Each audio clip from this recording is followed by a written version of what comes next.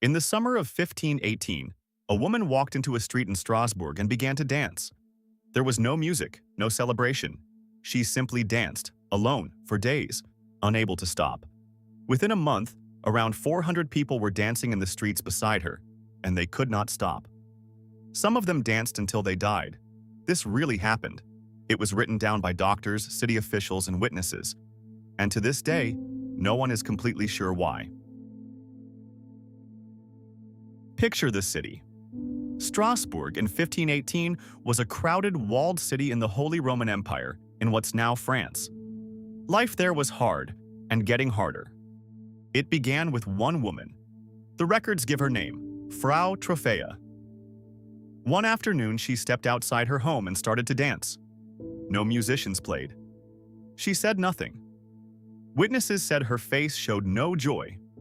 She just moved, as if she couldn't help it. At first, people laughed, but she didn't stop. She danced through the afternoon, into the night, the next day, and the next. After nearly a week, she had reportedly danced for 4 to 6 days, collapsing only briefly to sleep before rising to dance again, her shoes soaked with blood. And then something genuinely frightening happened. Other people started to join her, not because they wanted to. Within days, more than 30 others were dancing alongside her, caught by the same compulsion they couldn't explain. It spread like a fever. By the height of the outbreak, chroniclers recorded as many as 400 people dancing uncontrollably through Strasbourg. The city had a full-blown epidemic, but the disease only made people dance. And this was not graceful dancing. Witnesses described people leaping, jerking, and convulsing for hours, drenched in sweat, screaming, begging for help, crying that they wanted to stop and could not. Their bodies kept moving long after their minds wanted rest. Because a human body cannot dance for days. They danced through blisters, then bleeding feet, then total exhaustion. People began to collapse from strokes, heart attacks, and sheer fatigue. According to some accounts, at the peak as many as 15 people a day were dying. Historians still debate the true number, but the chronicles are clear. This dancing was killing people. A celebration had become a death sentence. The city authorities were terrified and baffled. They had no idea what they were dealing with and no idea how to stop it. So they did what people in 1518 did with a crisis. They called in the experts. The physicians examined the dancers and reached a conclusion. This was not, they declared, a curse or the work of demons. It was a natural illness caused by hot blood, an overheating of the body that had to be released. And from that came one of the worst medical decisions in history. If the problem was hot blood that needed to dance itself out, then the cure was obvious. The dancers, the authorities decided, simply needed to keep dancing until the fever in their blood burned away. So the city actively helped them do it. Officials cleared guild halls, built a wooden stage, and even hired musicians and paid strong dancers to keep the afflicted moving, believing it would speed the cure. It was a catastrophe. Encouraging the dancing did exactly what you'd expect. It pulled even more people into the frenzy and pushed the exhausted ones closer to death. The cure was feeding the disease. To understand how this happened, picture how desperate Strasbourg already was. The years before 1518 brought famine, failed harvests, brutal cold, and waves of disease, smallpox, syphilis, and more. The people were starving, terrified, and exhausted before a single soul began to dance.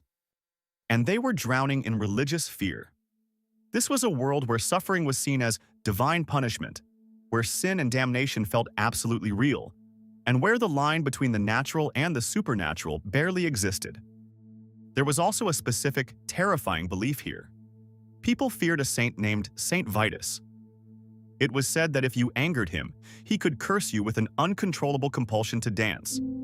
Everyone in Strasbourg grew up knowing that story.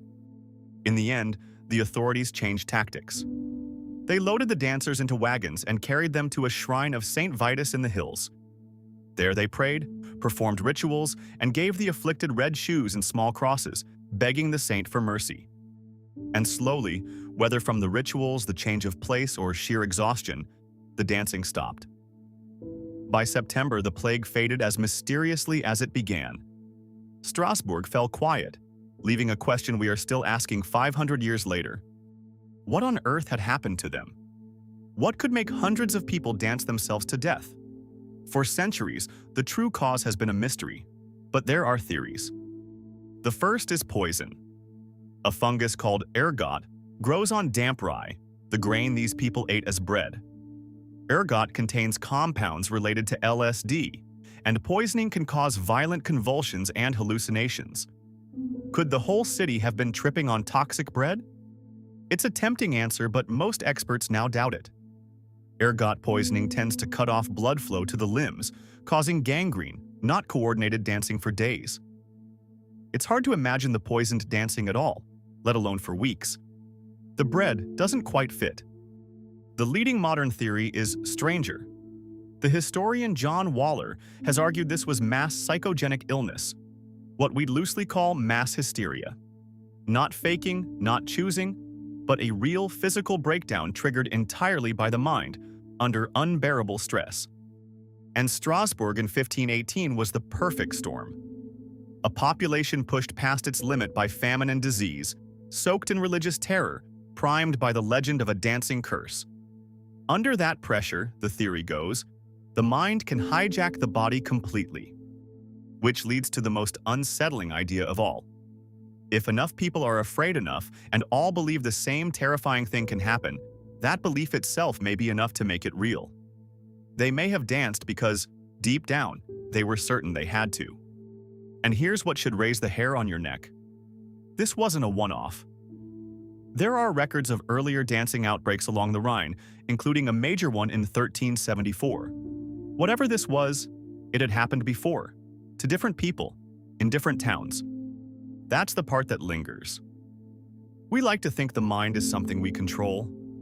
The dancing plague suggests the opposite, that under the right pressure, a shared idea can sweep through a crowd and seize their bodies, and no one inside it can break free. So what really made 400 people dance until they dropped in 1518? The honest answer, even now, is that the final cause remains unknown. We have theories. We do not have certainty. What we do have is the record, written by the doctors, councilmen, and chroniclers who watched it with their own eyes and could not explain it either. It was real. It killed people. And the most powerful force in the whole story may have been nothing more than what those people believed. It happened. You just weren't told. If you want the true story's history left in the margins, subscribe. There's a new one tomorrow.